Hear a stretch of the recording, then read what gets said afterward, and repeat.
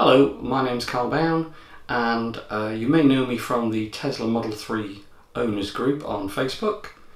I'm quite active on there, and I'm lucky enough to be one of the first owners in the UK of the Tesla Model 3. Now, a little bit of background: I've had a Nissan Leaf before and an Audi A3 e-tron plug-in hybrid electric vehicle. The Leaf, absolutely fantastic, had it for 3 years, loved it, perfect for short journeys. You wouldn't want to really even go as far as the next town in it though. The e-tron, brilliant car. If you can only have one car, you don't have another car for long journeys, you know, it was fantastic. I don't think that's as necessary anymore when you've got things like the Tesla, but another great car, hatchback, very practical. So I decided to buy a Tesla Model 3. I saw the reservation. I'd wanted a Tesla for a while, thought about a Model S.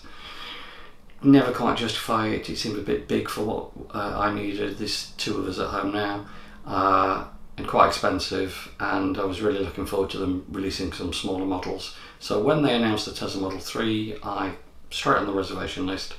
First night, I actually got up in the middle of the night and put my reservation down. Pretty unnecessary, really, I think, bearing in mind what's happened since then. But I've been excitedly waiting for it to come. When they released it in the UK, they sent me a message saying it was available. I looked online and I looked at the finance offers, and to be honest, it looked a bit expensive. It wasn't as cheap as I was hoping it was going to be. We have a couple of other cars, and I was like, really, shall I bother? Went on lease plan. They didn't have any rates, so asked them to call me back, which surprising they did. They called me back on the day they got the new rates, and the new rates were so good that I really could not justify not getting one. I know it sounds silly, you can always justify not getting a 40 grand motor car, but I decided to get one anyway. So ordered it on the 28th of May, and I was thinking, well, I'm not quite sure when it's going to come, you know, it could be a few weeks, certainly months possibly. Went on the Tesla website and said, you know, sent them a message saying, could you just give me some idea when this is going to come? Because I wanted to sell one of my other cars while I was, you know, just at the right time. Anyway, message back the same day saying, you're getting your car on the 20th of June, which was at that point 9 days away. So I must have done it on the 19th of June. And I was like, wow, didn't really expect it to be so fast. There was a bit of confusion because they seemed to think I wanted to go and pick it up in London. Actually, I'd said I'd want to go pick it up in Leeds, but I think part of that was LeasePlan's fault because LeasePlan didn't know I wanted to pick it up in Leeds. But went up to Leeds. My brother gave me a lift up there. He's also planning to buy a Tesla Model 3. Went to Leeds. Great, really nice place. Small, but, you know, smart. The staff were really nice. Two cars being released at the same time. There was a guy picking up a Model S, and we had a little chat, and his wife said, well, he'd said to him that the Model 3 looked nice, but she really needed a hatchback, which I agreed with, you know, hatchback would have been preferable. But yeah, picked up the Model 3, showed me basic stuff, what I needed to know, and then I was off. Drove the 80 miles back to Lincoln. Smooth, comfortable, just sat at 70, you know, just trying to be careful and work everything out and not get distracted too much. But really, really pleased with it. The very next day, I think the same day, in fact, I gave a few people test drives. I had people coming over from a fair distance for test drives, so I think I gave 4 people test drives the first day. Saturday, I had someone else come over, and then Sunday, I was going out to London. We're going to the baseball. My son lives in London, so we were meeting up. So I drove it to Epping Station, which was a bit of a trek because I was going down the M11 and there was a massive accident, and I was literally sat in a queue for an hour. I mean, nice place to be sat in a queue. Played some of the computer games, the video games, but not ideal. Anyway, went down. Before I got to Epping Station, I stopped at Birchanger Services, found the Tesla charging point, the supercharger, went in, plugged in, went in to use the loo because I've been sat in the, you know, I needed the toilet. I've been sat in the car for hours. Got 12 miles, I think, of charge, not very much. Ran straight back out again and then parked at Epping Station, no problems. On the way back, stopped at Birchanger, again on the way north, plugged in, went to get something to eat. By the time I'd ordered my food, I had a message from the supercharger from the car saying, "You've got enough to get home now. Come and pick your car up whenever you're ready." And I was like, well, I hadn't even sat down with my food at this point. I'd literally just ordered it. So I was like, this is fantastic. Got home. Great journey. More problems on the way home. They closed the junction that I normally leave the A1 at. So I ended up going a bit faster than I would have done because I was a bit annoyed at this point and had to go further up the A1, turn around and come back and leave the motorway, leave the A1 at the other side of the road. But anyway, absolutely fine. May have got caught by a speed camera, but it's over 2 weeks now and I've not heard anything, so fingers crossed.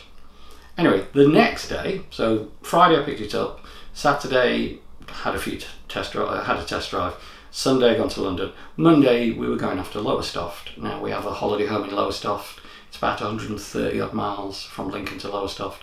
And really, if you wanted to do an electric car, you couldn't pick two worse places in the country than Lincolnshire and Suffolk.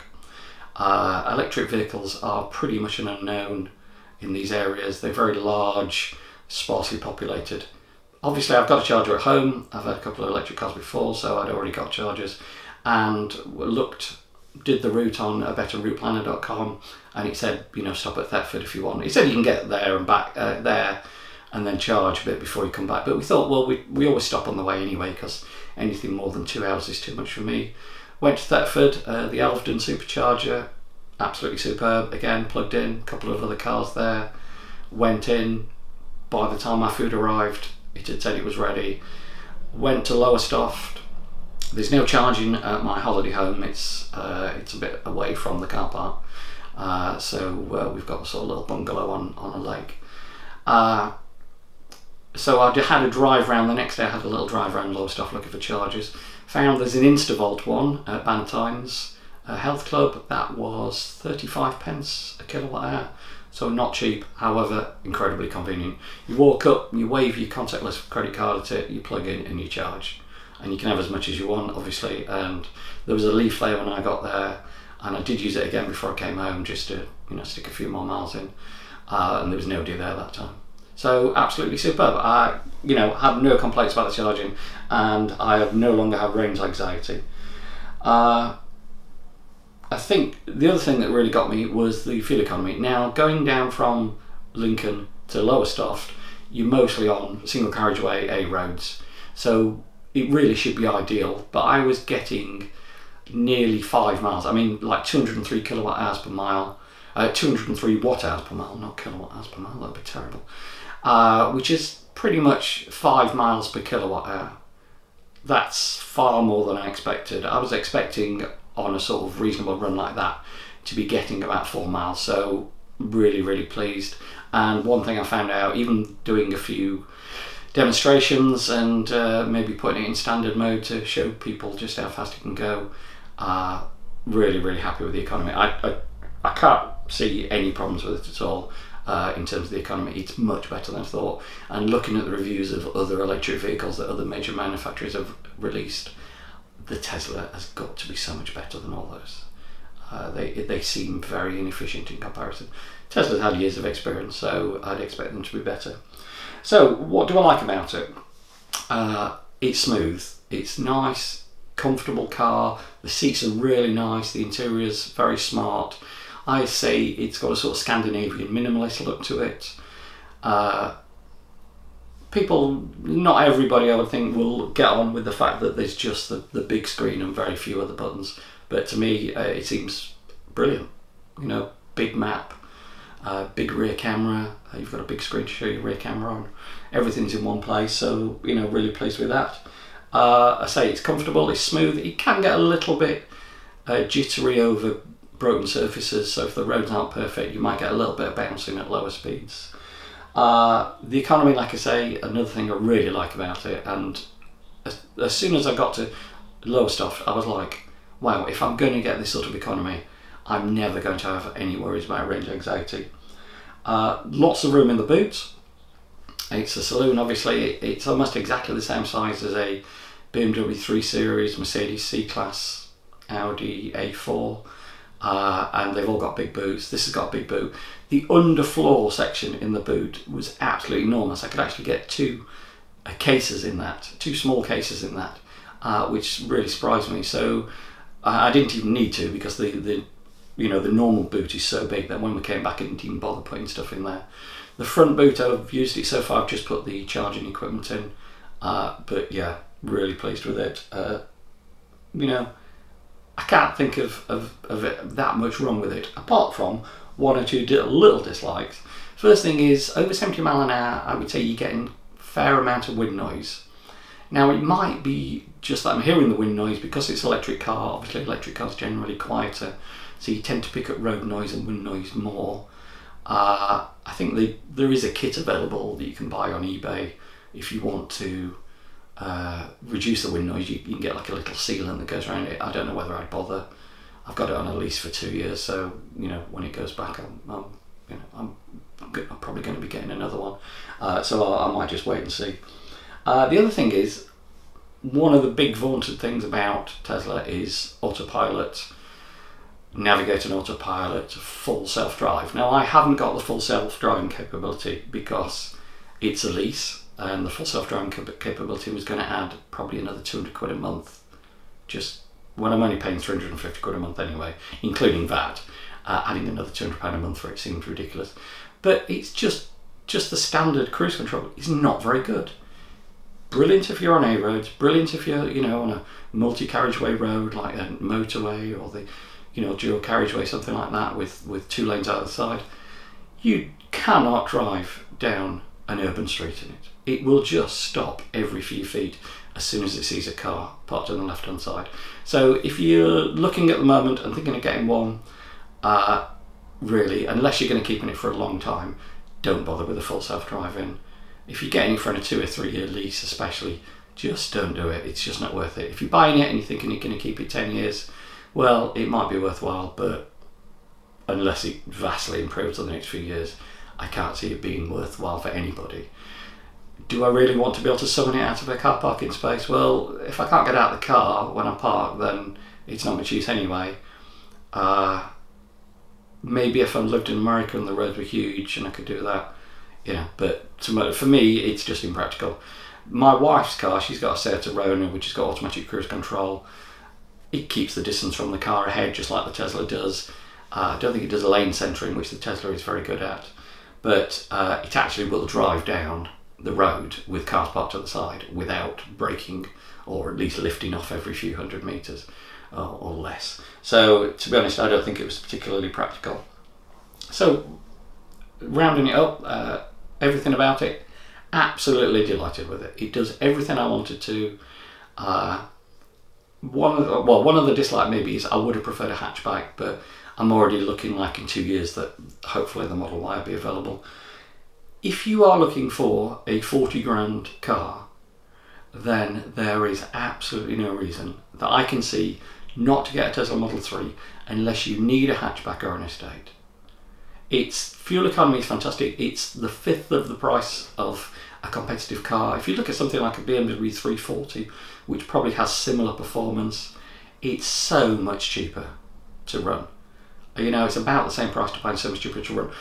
If you're a business user, it makes an even more fantastic deal because from April 2020, the benefit in kind is going to be 0%.